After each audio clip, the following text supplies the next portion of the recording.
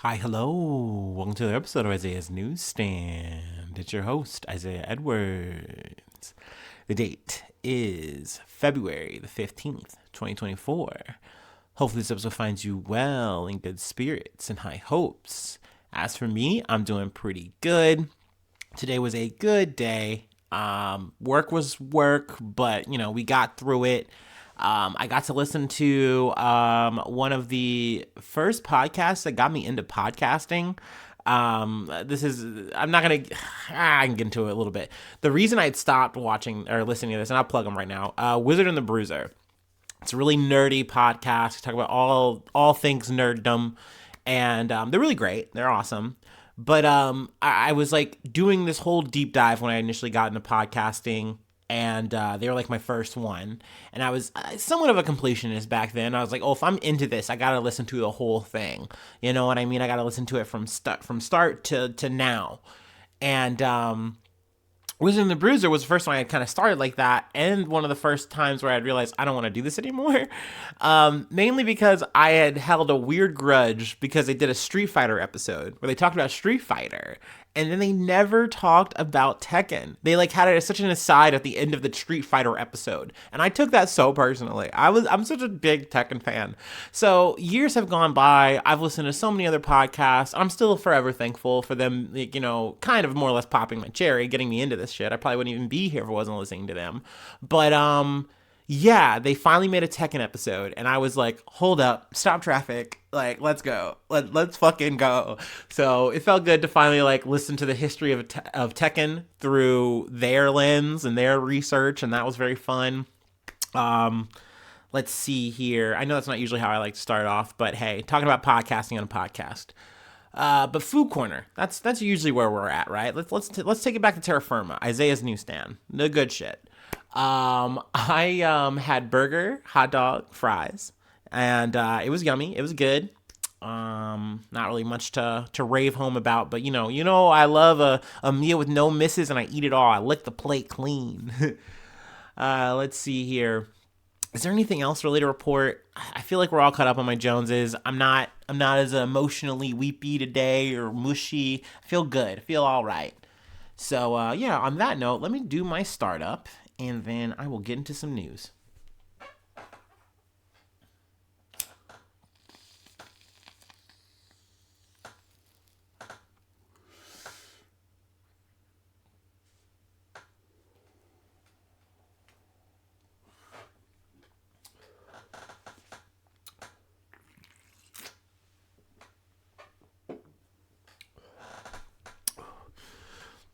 I think the first podcast I actually did listen to, though, and this wasn't like of my own accord, that's why I don't count it, but like someone like was like, "Ooh, this is what I do. I listen to podcasts," and I was like, "Oh, okay, that's cool. Show me." It was My Favorite Murder, which is another one that I got into and no longer listen to. I'm not waiting for any other episodes there, but it's still good. I recommend that one too. It's definitely worth your time if you like a true crime, you like a good gab session. I think it does those in spades. Okay, enough dilly dallying. Let's get into the real shit. Excuse me. From the Associated Press. Israeli forces stormed the main hospital in southern Gaza, saying hostages were likely held there. Israeli forces stormed the main hospital in southern Gaza on Thursday, hours after Israeli fire killed a patient and wounded 6 others inside the complex. The Israeli army said it was seeking the remains of hostages taken by Hamas. The raid on Nasser Hospital came after troops had besieged the facility for nearly a week, with hundreds of staff, patients, and others inside struggling under heavy fire and dwindling supplies, including food and water. A day earlier, the army ordered thousands of displaced people who had taken shelter there to leave the hospital in the city of Khan Yunis, the focus of Israel's offensive against Hamas in recent weeks. The war shows no signs of ending, the risk of broader conflict grew as Israel and Lebanon's Hezbollah militant group stepped up attacks after a particularly deadly exchange on Wednesday. Let's see here. So yeah, I mean, essentially they raided Nasser Hospital again. This time saying, "Hey, we are looking for the not even hostages." I think I heard that and interpreted it initially that that's what they were saying. It's like, no, no, no, no. We want remains because like at this point they're in the situation of I think like the number is about 130, but I think it's kind of known that about a fourth of them are dead. It's just not confirmed. So that obviously leads to a very murky, very strained situation that can happen in these kind of conflicts where it's almost like you just see motherfuckers taking advantage of the numbers and saying, well, we just want to do this for the thing that we're doing, right? This is our campaign. We got to get all the hostages back. Remember, total victory, get all the hostages.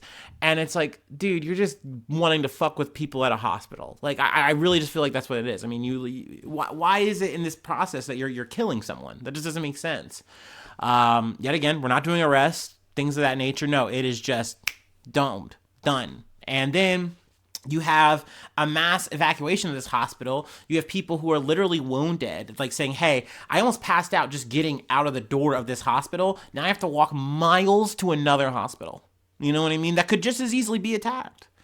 So, yeah, there's that situation. They did mention the situation that's going on between Lebanon and Israel. I wanted to kind of touch on that before we move on.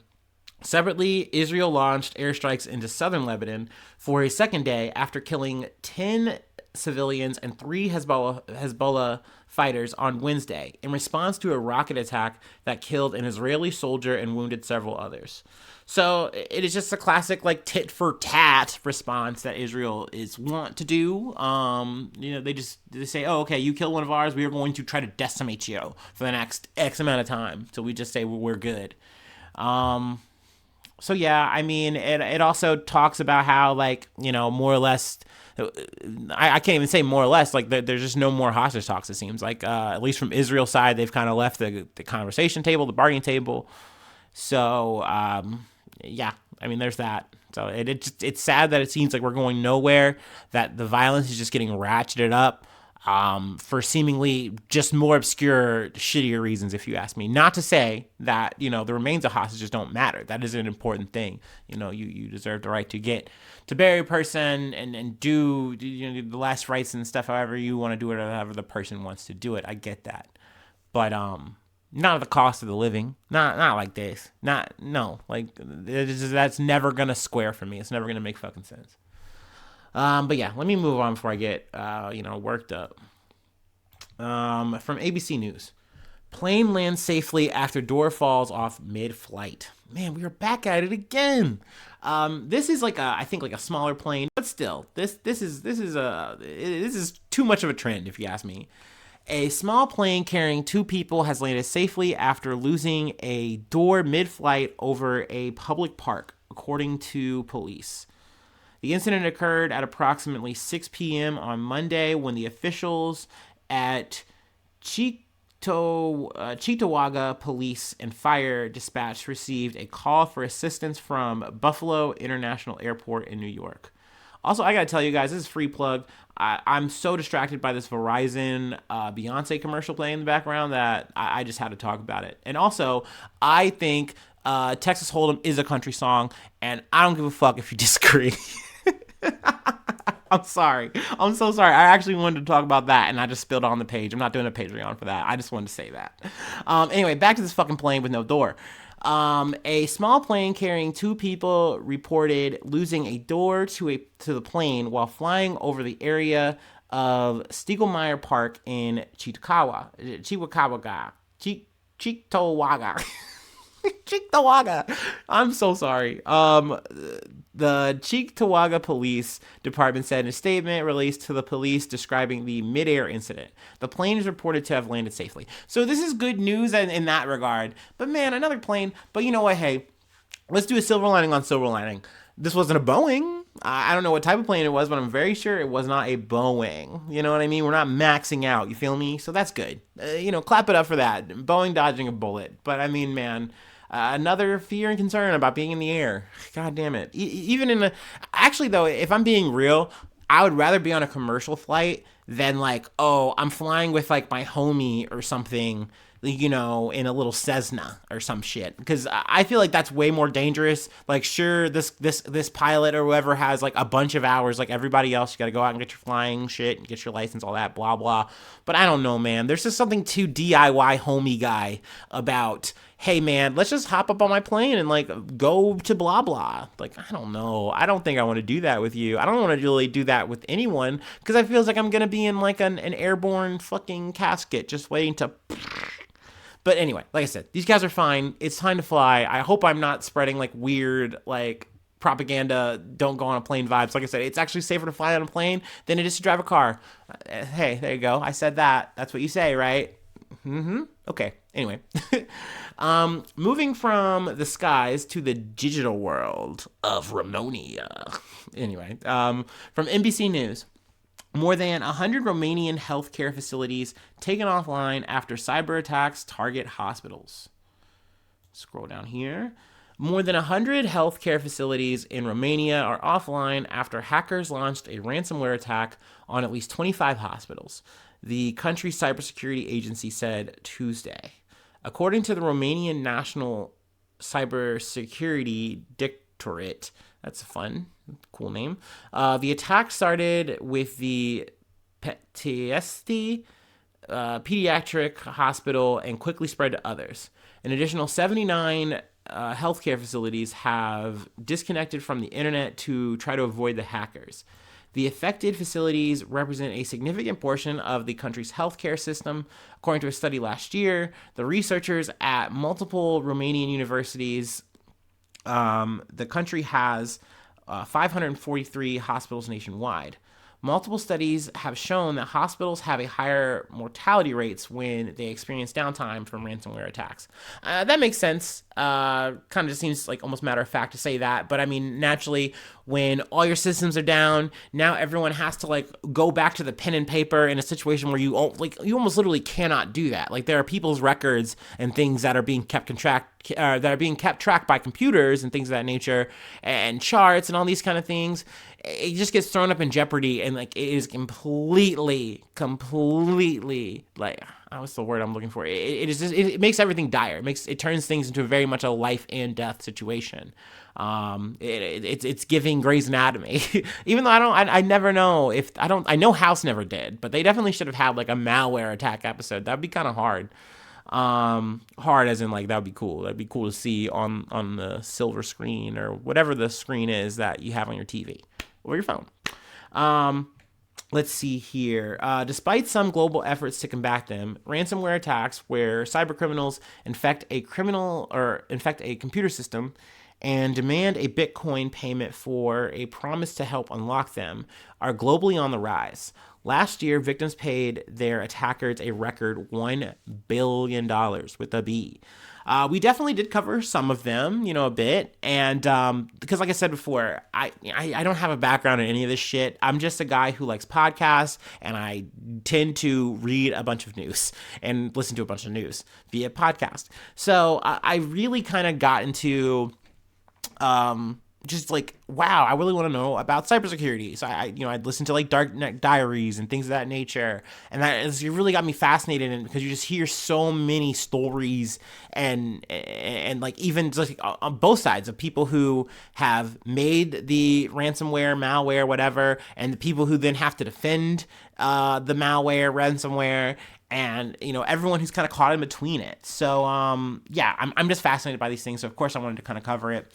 Actually, a bit of a spoiler. The next one is actually hacker related, but the hackers have asked for $3.5 billion in ransom, the equivalent of almost $170,000. The Romanian agency said. Which when I heard that number, I was actually kind of surprised because usually you hear higher numbers, and like in the scheme of things, like what you're asking for, like that's not a lot of money, but that's kind of part of the plan when you're using Phobos, which is the ransomware used. The hackers' identities are not public, but according to the Romanian agency, they use a strand of ransomware called Phobos, created by Russian-speaking hackers. That strain has been leaked and can be used by any criminal hacker, said Alan Liska, a ransomware analyst at the cybersecurity company Recorded Future. This appears to be by far the largest attack using Phobos, he said. Now I'm going to go to another site here real quick and read a little definition. Ransomware Ultimate Guide, compare attack or whatever the fuck. Excuse me. In addition to being used as ransomware, Phobos is a support system for advanced persistent threats, or APTs. In this scenario, hackers gain access to a network and spend time exploring resources, extending control, and accessing the value of data held within. So Phobos is an avenue for ransomware and data theft. Both of these threats can cause severe financial and reputational damage to businesses. So yeah, I mean, I think it was smart that they cut off the the internet in the rest of the hospitals and in some other hospitals just to like be safe, because for sure they're gonna gonna try to keep spreading this, gonna keep trying to do this to keep making more money. I think that's part of the reason why they said, hey, let's just ask for a small amount so that they will be more inclined to pay it, and then we can just keep flipping this and make more money. So yeah, I mean, it's crazy that they are successful, but you understand that, like, hey, like, yeah, we're gambling with these criminals, these cyber criminals. Sure, they might sell the information regardless. Sure, they might not turn it on. Sure, they might come back again. But we need to get this shit back on because, once again, lives are on the line. You know what I mean? Like, they have this kind of, like, I know I'm using the wrong words yet again, but like the supply and demand issue where it's like we are under the control of these people in these situations. And like, yeah, it's probably smarter to move with the law here. We don't want to just give them money for nothing. But you also don't want to like encourage the behavior, of course. Sure. But at the end of the day, lives are important. Saving face is important. Because a lot of times that is what happens too, is these companies, these hospitals, whatever, they will pay it. Or they'll let it happen, and then they won't talk about it. They won't talk about it until it leaks and like is on a forum or something like that. And then it's like, yeah, that did happen a few months ago, a year ago. Sure, yeah. Actually, I'm going to use that as a segue because I feel like 23andMe actually winds up being a big culprit for that. They're definitely guilty in that regard. So yeah, let me go ahead and take my break, and we'll move from one hacking story to another hacking story. And I actually kind of stumbled on this, but 23andMe has kind of been trending this week because apparently the grift is up. Everyone kind of knows now because the money is talking that this is not $1 billion company, and it's actually a tinier $1 million company. And essentially, they've lost, I think, like 91% of their actual like financial revenue or whatever. I'm not an economist, but whatever. We'll get into it. Let me go ahead and take my break. And you feel free to take it with me if you like. That is often that is encouraged silently throughout these episodes. But yeah, hopefully this is a fireside chat. You feel me? We're working together. We're starting up and we're breaking together. That's what I like. I like that. But do you whatever your break is.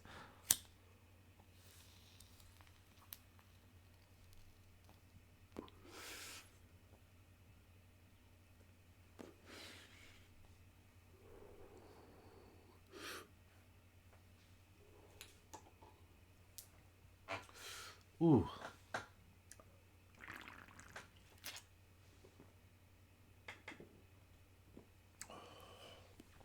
Jolly good.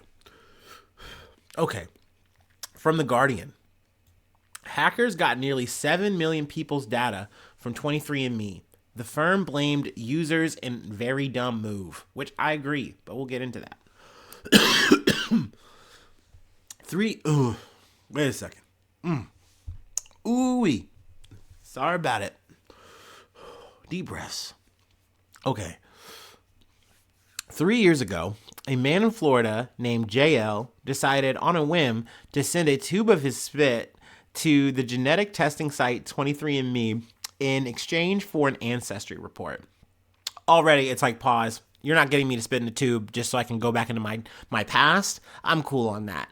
Also, I'll say ahead of time, This is not including like, oh, I knew this was bound to happen. No, I did definitely know. But I was never a big 23andMe guy, especially after the Golden State Killer got caught with that. That was like very much a confirmation of like, yeah, this is not for me. I don't want to know about my shit. I'm adopted and I'm never gonna know my history. Like that was kind of my vibe, and I never really gave a shit about it, but I got the novelty of it. There's definitely an allure to it, but yeah, I mean, 23andMe has kind of been a bit of a gift staple for a while, where like maybe your grandparents or your uncle or whatever, bought you a 23andMe kit so that you could like figure out your history, and wouldn't that be cool and cute to know? And sure, there were people who would be like, yeah, it turns out I'm 25% blah blah and yada yada yada, and it's like, oh, that's so cool, man. Granted, there's a whole lot to that in and of itself. Another plug I'm gonna do, since this is just a plug and shout out episode. TrueAnon, I don't know if this is a paywall episode or not, but they do the newest episode they dropped today was Spit Test, I think. And it was a really good episode where they just more or less cover 23andMe. Now, I mean, this shit just broke about the hacking thing, and like I said, I was going to look up about this shit, and then I stumbled onto the hacking, and that to me was like more interesting than the whole 23andMe bottoming out being a shit company. But check them out if you really want to know more, or do just look at it. It's very interesting. Like I said, I learned a lot today about 23andMe, so I was pretty primed to talk about it. But anyway, let's continue on JL's story. I'm sorry.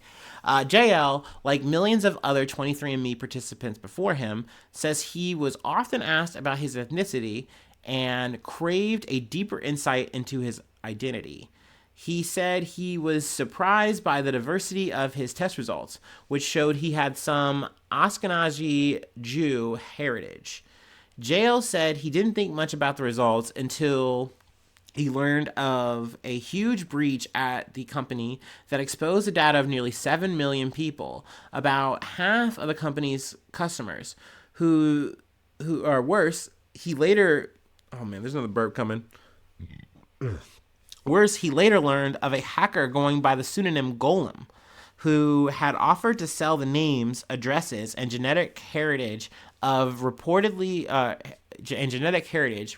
belonging to 1 million 23andMe customers with similar Ashkenazi Jew heritage on a shadowy dark web forum. Suddenly, JL worried his own flippant decision to catalog his genes could put him and his family at risk. And I understand that being really fucking scary. I could imagine that there's so many people that, like I said, did this shit for the novelty. They just thought, oh my gosh, yeah, why not? It'd be good to know about where I came from. We got that crest. Let's find out if we're actually blah blah, Wouldn't that be neat? And you're like, yeah, sure, honey, it would be so neat. And then next thing you know, like, you're on the fucking dark web and people are like trying to buy your information to potentially harass you or something. Like, that's a scary notion to think about. That's gonna like make you get goosebumps. I get that. Just like I got a little bit of goosebumps saying, oh my God, wouldn't it be crazy if I got linked to some murder, or like somehow because I did 23andMe, someone is out implicated in a murder? And it's like, oh, well, what do you mean? You have nothing to hide. You have nothing to fear. No, man, when you get into the goddamn details, this shit was not a goddamn exact science. And the more I kind of learned about 23andMe, it was giving Theranos. And we've talked about Theranos before, but essentially Elizabeth Holmes, scam goddess, I should say. I mean, shit. She got some Kissinger money out of that, and I mean, yeah, she fucked up some people on some medical shit. Boo, tomato, that woman. But she did scam and took from the best of them. So fuck yeah on that part. But that's a bit of the weeds. 23andMe is giving that, and I feel like this was a company that was like, okay, we're a novelty, but we want to make sure that we make money. We need to make more money. And like they were constantly scheming, constantly doing whatever they could. And so they kind of kept pivoting and adding on to what they could kind of test and do. And they gave you a lot of, I don't want to say agency. What's the word I'm looking for? I'm at a loss for words. But like essentially, the ability to kind of like share your data, share your genetic information, that you could opt into this service and the software that they have. And these are the kind of things that winds up getting hacked. And now this information that we're using, once again, is a cool little cheeky little novelty that you can share with people and get more information about your heritage or blah blah blah from all this DNA genetics. Um, you were supposed to be able to. I don't know. I'm in the weeds. Let me read a little bit more. What I really wanted to get to was oh, did I lose my highlight? I think I did. But essentially, what they were saying was the error wasn't on them. Like, yeah, we got hacked. Like, I think it happened. They knew about it maybe in like 2022, and maybe it comes out in 2023. And but essentially, they wind up blaming the customers, and they're saying, "Hey, like, you guys, one, had the option to opt into the software or not, and then two, there's now known risks, so you should be updating your password. You should be more protective of this information. And because you weren't, it's compromised. Oh, sorry, it's not really our fault." But it's like, no, like these people now have lawyers. There's a whole ass fucking lawsuit. And hold on, let me actually get back on the rails maybe. 23andMe users suing the company for negligence seem to agree. They say they never would have bought the company's kits had they known how lax the security was. Since the breach, more than 24 23andMe users have brought forward individual and class action lawsuits, accusing the company of negligence and invasion of privacy. The specifics of each of the lawsuits vary, but each argues the company failed to implement and maintain adequate security measures.